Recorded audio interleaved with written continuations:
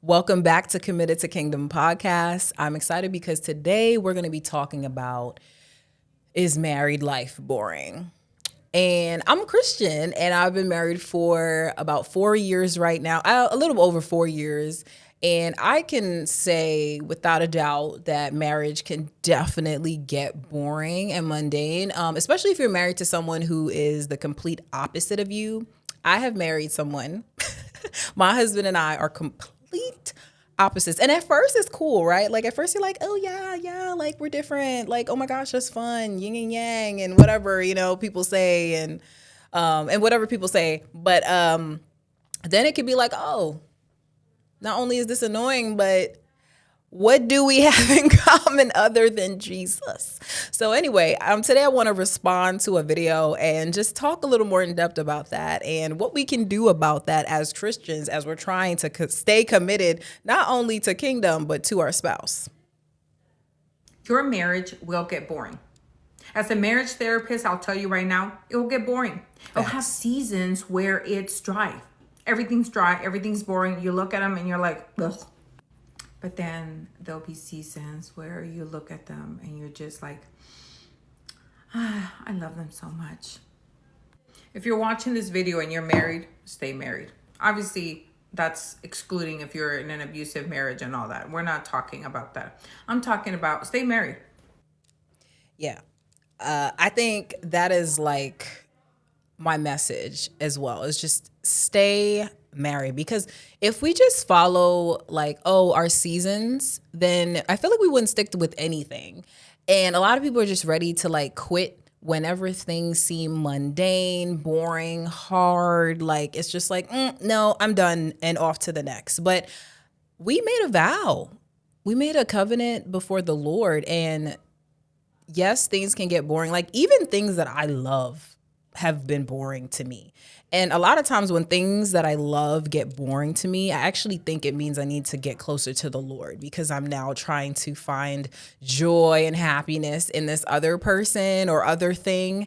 And God's like trying to remind me, like, actually, you need to come over here and talk to me and have a relationship with me. Like, I just want to encourage anybody in a marriage right now that feels boring, that feels mundane, that feels like there's no spark.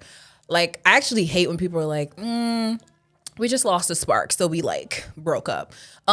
First off, sparks, they go out. No spark just stays lit forever. I think we forget that sparks are not meant to just be like fireworks don't stay lit. Like July 4th happens, a show is like 30 minutes to an hour and then it's done. And that's not to say that, then my marriage is just supposed to be boring forever. No, you're going to have seasons. Like July 4th, that's a holiday. It's a season, and that's okay. If we continually got our joy and happiness from things and people, we would have no need for the Lord. Also, it's okay to be bored. Sometimes we need to be bored. Why are we always wanting to be overstimulated? Like this is what's happening with social media. We're staying on social media and we're scrolling and doom scrolling, looking for entertainment after entertainment. And guess what happens?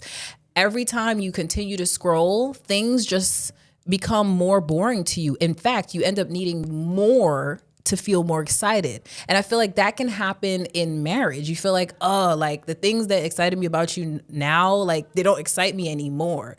But the good thing is, if you stay committed and you stay like true to your covenant and what you made, like you'll realize some things like, I actually appreciate that. Like some people, they really just want drama. I think I saw something online where someone was talking about like, why don't people in happy marriages talk about it online? First off, we don't talk about it because y'all will be out here villainizing people. You'll be like finding anything wrong with their spouse. People will find something to just like really come off and like disrespect your relationship. And so people want to protect their peace. And also sometimes the happy marriage is the boring marriage. Like we don't got no drama. He's not cheating on me. Like, I'm sorry, that's just not the case. We have decided to stay committed to each other. So He's not cheating. Oh, he's not calling so-and-so and dealing with his ex and all that. Like, people want this drama. Like, it excites me. But like, at some point you get to a mature level where you're like, this is not, I don't want that kind of excitement in my life. And, you know, it does take intentionality in marriage. So for us, like, we will go on different date nights. We will try to show interest in what the other person is interested in and learn more. And it has really been an adventure. I can truly say, it's so funny. If you asked me like maybe a year, even 2 years ago, I don't know if I would say I was happily married, which is like a scary thing to admit, right? But it's a vulnerable thing.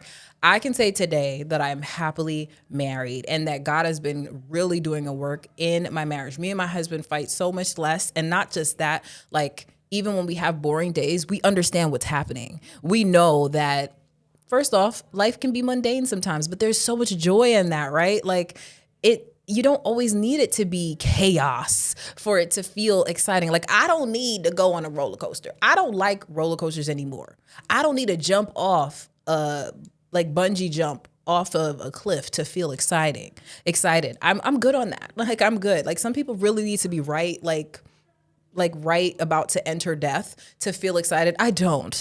I'm excited just being in the company of my husband. Like, I don't need that thrill from that, because I get the thrill from the journey. That's actually what God has been showing me, because every year I feel like I'm getting holier and holier because of the tests that come with being with someone who is complete opposite of me. If you marry someone complete opposite of you, you will learn over time just what offends you, what's in your heart, what your patience level is, and quite frankly, that is actually exciting. But it's helpful to know that there are seasons, there are ebbs and flows. And if anything, that is exactly what I want in a marriage. I want to leave this video with Bible verses to encourage you. The first one is Galatians 6:9. So let's not get tired of doing what is good. At just the right time, we will reap a harvest of blessing if we don't give up.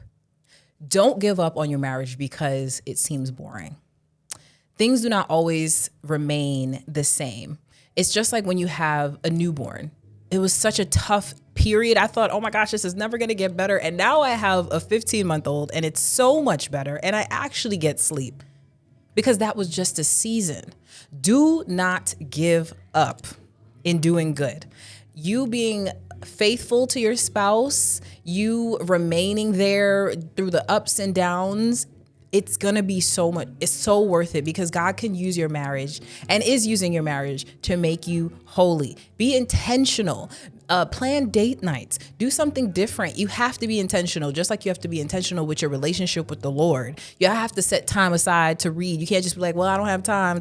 You have to be intentional in your marriage as well. And the second verse that I want to read is Ecclesiastes 5:4-5. When you make a promise to God, don't delay in following through. For God takes no pleasure in fools.